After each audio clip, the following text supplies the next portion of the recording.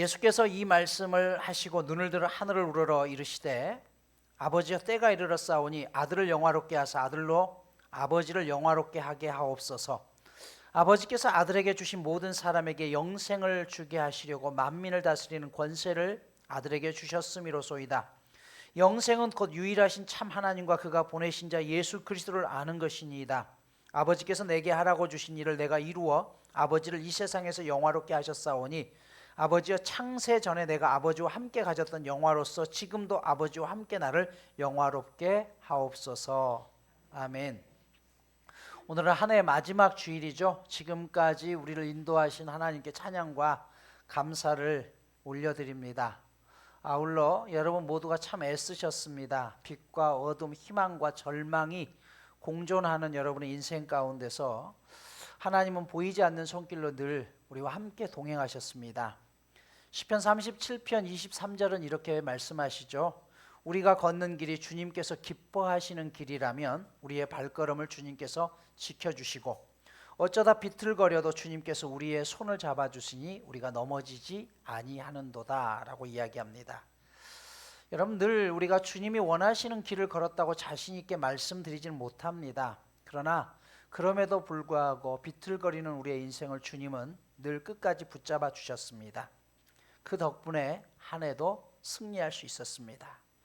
오늘 본문 요한복음 17장은 최후의 만찬을 하시면서 십자가에 지시기 전 마지막으로 제자들에게 당부하고 예수님의 마지막 유언과도 같은 기도입니다. 13장부터 17장까지의 모든 내용들은 마지막으로 최후의 만찬을 하면서 제자들에게 십자가에 돌아가시기 직전까지 이제 자신이 떠나간다라고 하자 두려워하고 고민하고 있는 제자들을 마지막으로 하나님 앞에 기도하는 예수님의 모습이죠. 17장 전체가 그래서 예수님의 기도인데요. 앞부분은 자신을 위한 기도, 그리고 중간은 제자들, 뒷부분은 이 땅에 남겨진 백성들을 위한 기도로 구성되어 있습니다. 먼저 1절을 보시면 이렇게 시작합니다. 예수께서 이 말씀을 하시고 눈을 들어 하늘을 우러러 이르시되 아버지여 때가 이르렀사오니 라고 이야기해요. 여기 보면 눈을 들어 하늘을 우러러 보았다라고 있어요. 주님의 긴 기도의 첫 마디입니다.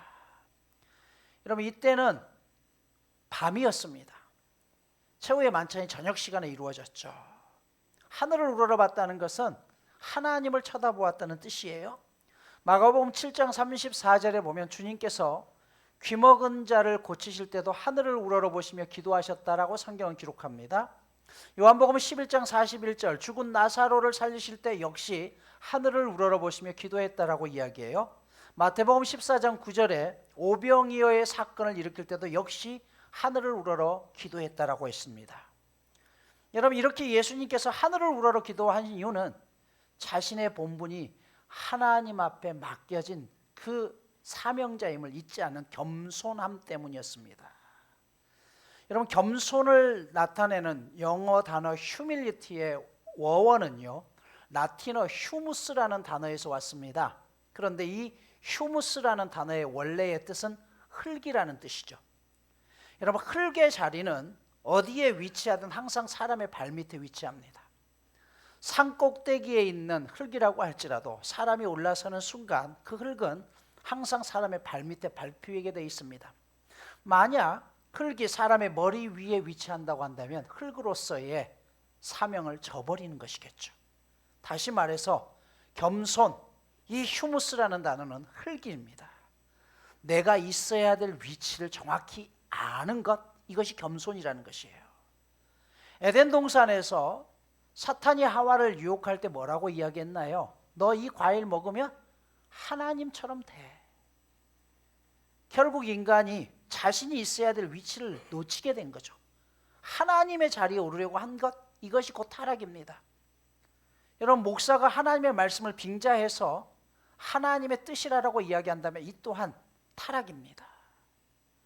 오늘 예수님은 원래는 하나님과 동등함을 입었던 분이셨죠. 하지만 지금 현재의 모습은 철저하게 인간으로 낮아져서 하나님의 뜻을 펼치는 곳에 있어요. 그래서 하늘을 우러러서 하나님 앞에 기도합니다. 나는 하나님을 뜻을 이루는 한 사람입니다는 고백인 것이죠. 계속해서 뭐라고 기도하십니까? 때가 이르렀사오니 라고 말씀하시죠. 이건 뭐예요? 십자가의 죽음의 시기가 왔다는 것입니다. 마지막으로 드리는 소원이에요. 여러분, 사형을 당하는 사형수가 감옥에서 사형당하기 전에 교도관 이야기합니다. 당신 죽기 직전에 마지막으로 할 얘기가 있으면 하십시오. 그때 그 이야기는 뭐겠어요? 정말 하고 싶은 것 딱 한마디로 함축적으로 할 수 있는 것이죠. 오늘 예수님이 바로 그 상황입니다. 마지막으로 하나님 앞에 드리고 있는 그 기도의 내용이 무엇입니까? 가장 먼저 첫 번째가 뭐였어요? 오늘 보면 아들을 영화롭게 하사 아버지로 하여금 영화롭게 하소서라고 이야기해요. 자, 좀 더 쉬운 말로 바꿔볼까요? 하나님, 나를 하나님께서 사용하여 주셔서 하나님의 영광을 돌리게 하소서라는 그런 고백이죠. 이게 예수님의 첫 번째 소원이셨습니다. 여러분, 그리스도인의 삶의 첫 번째 목적은 나를 통해서 하나님 앞에 영광 돌리는 것입니다. 그러면 우리가 하나님 앞에 영광 돌리는 삶이 도대체 어떤 삶이어야 될까요? 오늘 4절 보시면 하나님 아버지를 영화롭게 하기 위해서 예수님이 어떻게 하셨습니까? 4절 보십시오. 아버지께서 내게 하라고 주신 일을 내가 이루어 아버지를 이 세상에서 영화롭게 했습니다. 하나님이 원하시는 사명을 내가 감당해서 하나님의 영광을 드러냈다는 것이에요. 그러면 예수님께서 하나님 아버지의 뜻을 받들어서 이 땅 가운데서 감당한 사명이 무엇입니까? 2절 보십시오. 아버지께서 아들에게 주신 모든 사람에게 영생을 주시려고. 여러분, 이 영생이 뭐예요? 구원이잖아요. 그러니까 하나님께서 예수님에게 하라고 시킨 일이 무엇이라고요? 모든 민족으로 구원받게 하라는 것입니다. 그러면 구원받을 수 있는, 영생을 얻을 수 있는 길을 가르쳐 줘야 될 것 아닙니까? 그게 뭡니까? 3절 보십시오. 영생은 곧 유일하신 참 하나님과 그가 보내신 자 예수 그리스도를 아는 것이다. 여러분, 구원은 뭐예요? 내가 착한 일을 하는 게 아니라 하나님 아버지를 알고 예수님이 하나님으로부터 보내신 분이라는 걸 아는 것, 그게 곧 구원의 조건이라는 것이에요. 혹 이 시간 여러분 가운데 나는 구원의 확신이 왔다 갔다 하시는 분 계십니까? 그런데 오늘 성경은 뭐라고 이야기했어요? 영생은 하나님 아버지를 알고 그분이 보내신 예수 그리스도를 구주로 고백하는 자에게 영생은 주어졌다라고 이야기합니다. 이게 가장 중요한 것이에요. 그런데 여러분, 우리는 하나님이 계시다는 걸 막연히 알죠. 그분을 본 적이 없습니다. 그래서 참되시고 유일하신 하나님은 자신을 알 수 있는 길을 우리 가운데 보여주셨죠. 그게 뭐였어요? 아들 예수 그리스도를 이 땅에 인간의 모습으로 나타나게 하신 것이죠. 그런데 그 인간으로 오신 예수님이 마지막으로 아버지의 뜻을 이루는 길이 있습니다. 그게 무엇이에요? 백성들을 구원하기 위해서, 백성들의 죄를 용서하기 위해서 십자가를 져야만 했던 것이에요. 이게 예수님에게 마지막 남겨진 사명이었습니다. 그 십자가의 결과 대속의 역사가 일어납니다. 대속이라는 건 뭐예요? 대신 속했다는 것이에요. 우리의 모든 죄를 십자가에서 전부 다 진공청소기처럼 빨아가셔서 우리에게 있는 죄는 없어지고 반대로 그분에게 있는 하나님의 의로우심이 우리에게 흘러왔습니다. 그래서 우리는 예수 그리스도를 믿음으로 구원을 얻게 되는 것이에요. 그렇다면 우린 여기서 한 가지 또 질문하게 됩니다. 예수님이 이 땅에 있는 모든 사람들에게 구원을 얻고 하나님 아버지의 뜻을 이루기 위해서 그가 하셨던 것은 아버지가 원하시는 일을 했습니다. 그분이 해야 될 위치에서 최선을 다했습니다. 그러면 오늘 우리가 이 땅을 살아가면서 하나님의 이름을 영화롭게 영광스럽게 올려드리는 건 뭘까요? 내가 성공하는 것? 아니요. 지금 여러분들이 있는 자리에서 최선을 다하는 것이 하나님의 영광을 드러내는 길입니다. 여러분이 가지고 있는 그 직장에서 최선을 다하는 것, 내가 있는 삶의 현장에서 여러분, 하나님을 영광스럽게 하는 것은 내가 시간마다 교회에 와서 기도하고 열심히 예배하고 말씀을 읽는 게 아니에요. 하나님을 영화롭게 하는 것은 지금 여러분들이 있는 위치에서 어떤 상황이든지 간에 최선을 다해서 일을 하면서 그 안에서 하나님을 믿는 사람은 뭔가 다르다는 것을 보여주는 게, 그게 곧 하나님의 영광을 올려드리는 것입니다.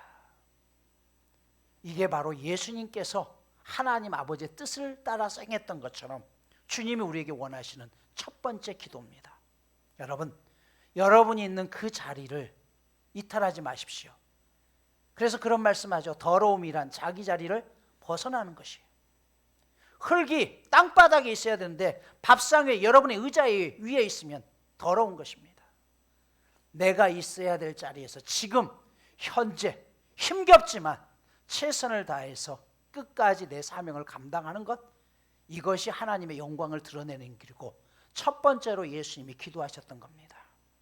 두 번째 예수님의 기도의 내용이 무엇입니까? 11절 보십시오. 나는 세상에 더 있지 아니하오나 그들은 세상에 있사옵고 나는 아버지께로 가옵나니 거룩하신 아버지여 내게 주신 아버지의 이름을 그들을 보존하사 우리와 같이 그들도 하나가 되게 하소서. 두 번째 예수님께서 기도하신 내용은요, 우리 모든 믿음의 사람들이 하나 되게 해달라는 것이에요. 여러분, 이 기도가 얼마나 중요했던지 21절 22절에 또 한 번 이 기도가 나옵니다. 그러면 주님께서 원하시는 하나됨이라는 것은 획일적인 조직이 하나로 되라는 말일까요? 아니요. 온 세계 교회 조직을 한 조직으로 만들어서 그렇게 움직이라는 뜻일까요? 아닙니다.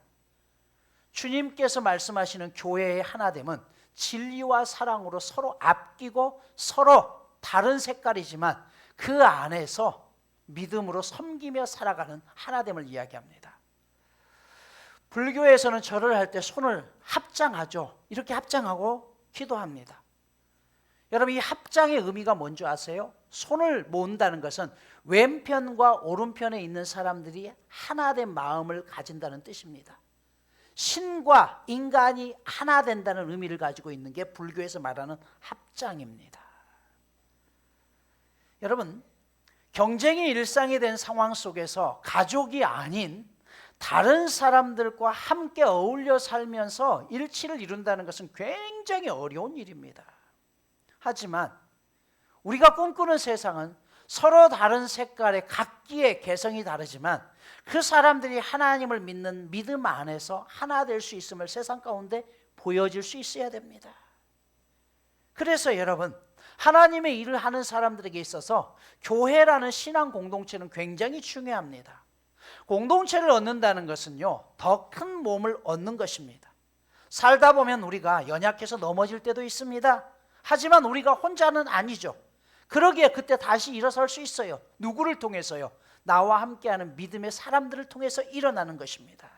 문제는 내 뜻을 끝까지 다른 사람들에게 관철시키려고 할 때 문제가 생기기 마련입니다.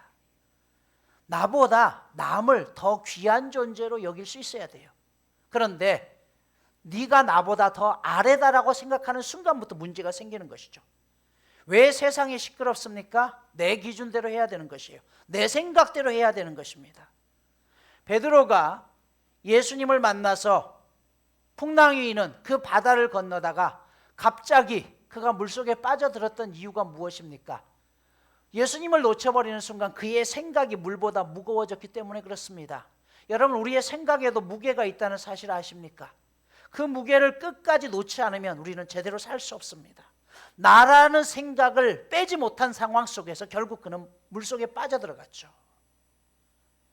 교회 역사를 보면요, 이 생각의 차이가 얼마나 많은 어려움을 만들어냈던지를 역사 가운데도 알 수가 있습니다.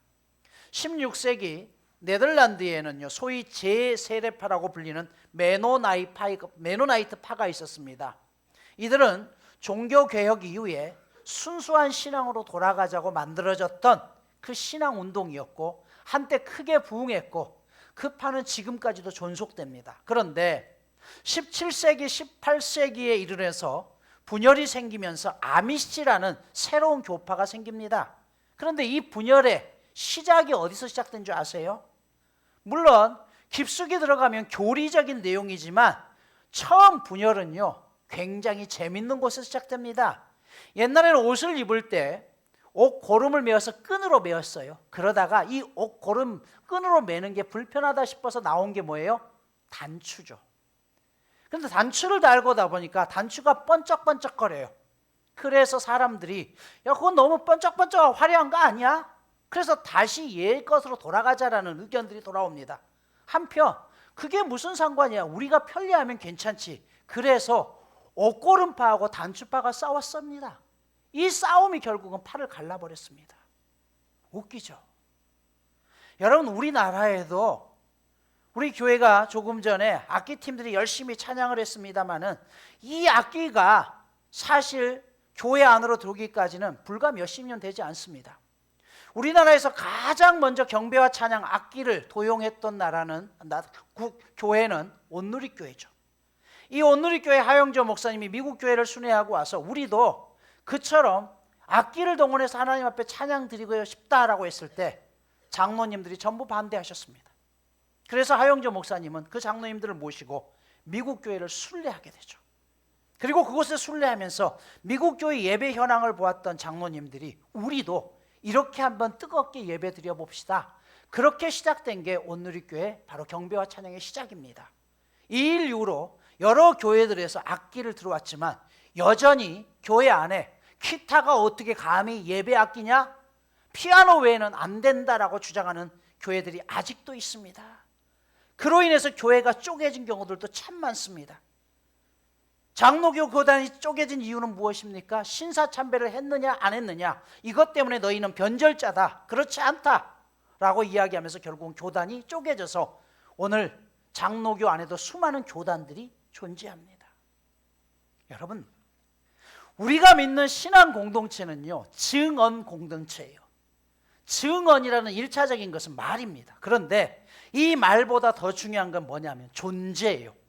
존재라는 것은요, 우리가 살아가는 모습 그 자체가 신앙인의 모습이 있어야 된다는 것이에요. 내가 누군가의 이웃이 될 수 있어야 된다는 것이에요. 이게 옳다 저게 옳다 말로 싸우다 보면 끝까지 결론이 나지 않고 결국 그 말로 인한 쪼개짐만 있습니다. 그러나 그보다 더 중요한 것은 무엇이에요? 내 삶에서 섬김의 모습이 있고 내가 양보하고 누군가를 아끼고 한다면 저절로 그 공동체는 하나 될 수가 있는 것입니다. 부자와 가난한 사람, 많이 배운 사람과 그렇지 못한 사람, 건강한 사람과 연약한 사람, 노인과 아이들, 이 공동체가 일반 공동체에서는 함께 어울릴 일이 없습니다. 그러나 교회는 이 다른 대상들이 전부 함께 모여서 함께 공존하며 예배드리는 곳입니다. 하나님이 이런 다양한 사람들을 이곳에 불러주신 이유가 무엇일까요? 그 속에서 다양하지만 하나됨을 이루며 조화를 이루어내라는 것입니다. 하나님께서 이 세상의 악함을 보시고 노아 시대 때에 물로 홍수로 세상을 심판하셨습니다. 그리고 홍수로 다시는 세상을 심판하지 않겠다라고 하시면서 보여주신 증거가 무엇이었죠? 무지개입니다. 왜 하필 무지개일까요? 무지개는 큽니다. 하늘에서 땅끝까지 걸려 있습니다. 하나님의 그 사랑은 땅끝 전체를 덮고도 남을 만한 사랑이 있다는 것이에요. 무지개는 깨트릴 수 없는 언약입니다. 그 어떤 것도 무지개를 없앨 수 없습니다. 이 말은 하나님의 구원의 계획은 절도 깨트릴 수 없는 우리와의 약속이라는 것이에요. 무지개는 색깔이 다채롭습니다. 다양하지만 하나를 이루고 있습니다. 자기의 색깔을 최선을 다해서 밝히지만 이 색깔이 다른 영역을 침범하지 않습니다. 어쩌면 하나님께서 여러분들이 각자 다른 생각, 각자 다른 삶을 살고 있지만 그 속에서 무지개처럼 조화를 이루면서 살아갈 때 여럿이지만 하나이고 하나이면서 여럿의 공동체를 유일하게 보여줄 수 있는 곳이 교회라는 것을 보여주는 것이죠. 여러분, 그래서 예수님이 두 번째 기도하는 것은 이 다양한 공동체, 각기 다른 문화 속에 살고 있는 전 세계의 공동체들이 예수 안에서 하나됨을 있게 해달라고 기도한 것입니다. 세 번째로 15절을 보십시오. 내가 비옵는 것은 그들을 세상에서 데려가시기 위함이 아니요 다만 악에 빠지지 않게 보존하시기를 위함이다. 세 번째 예수님이 기도하신 내용이 있습니다.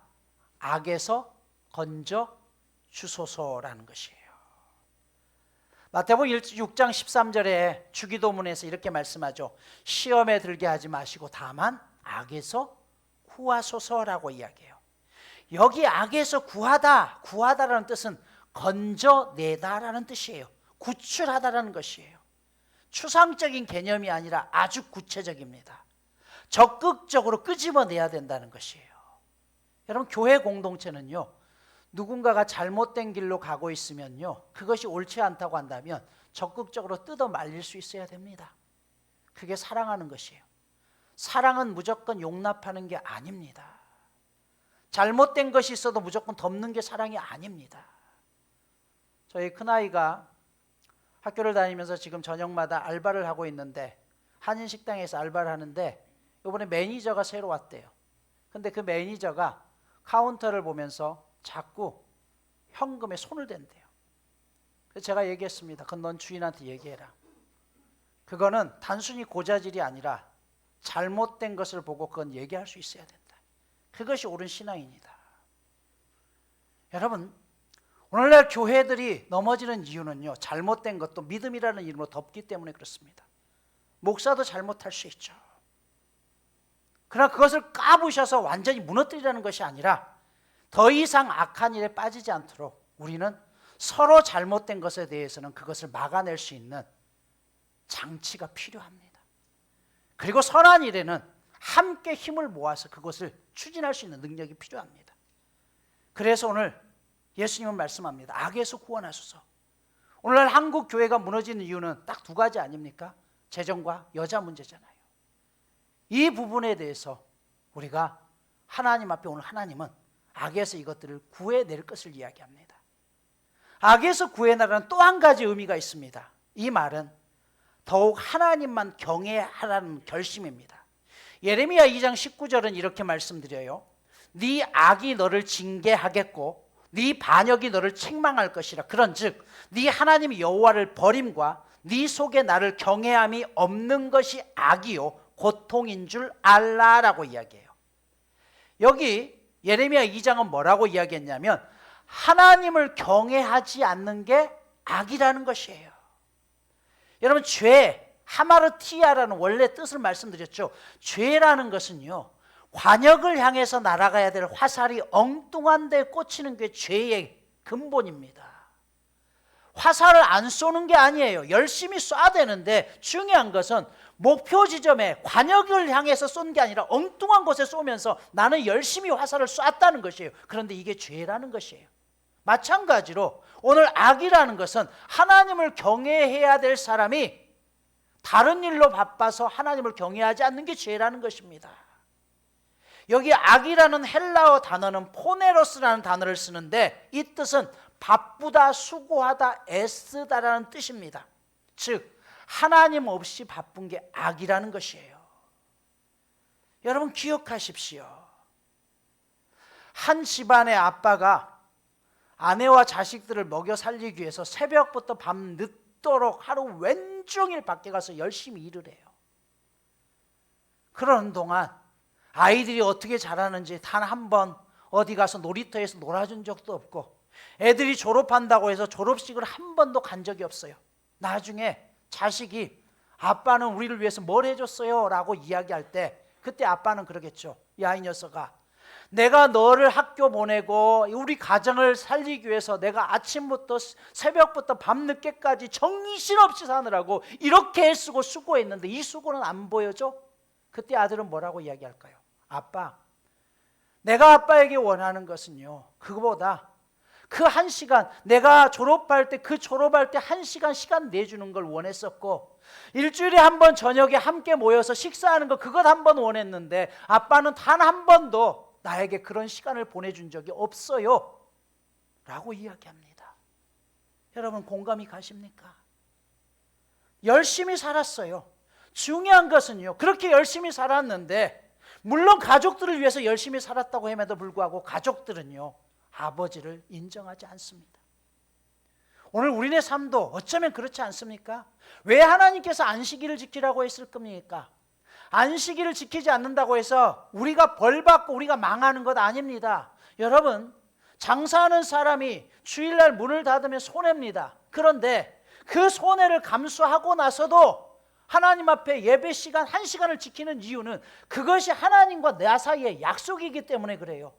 그 어떤 가치로도 바꿀 수 없는, 그래야지만 하나님과 우리 사이가 연결될 수 있는 고리이기 때문에 그렇습니다. 그래서 하나님 앞에 이 시간을 들여서 떼어 드리는 거예요. 그래서 거룩이라는 것은요, 구별하다는 것이에요. 전에도 말씀드렸죠.